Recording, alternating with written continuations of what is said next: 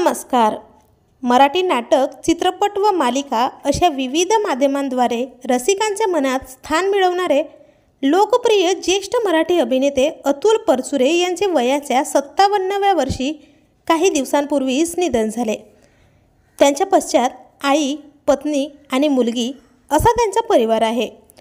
मात्र आपल्या लाडक्या मित्राला गमावल्याचं दुःख संजय मोने यांना झालं आहे. संजय मोने हे अतुल परचुरे यांचे अगदी जिवलग व जवळचे मित्र होते. त्यांना अखेरचा निरोप देताना संजय मोने यांना हुंदका आवरता आला नाही.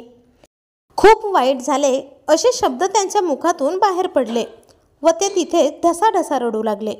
तर मित्रांनो, तुम्ही आजही अभिनेते अतुल परचुरे यांना मिस करताय का? कमेंट बॉक्समध्ये सांगायला विसरू नका.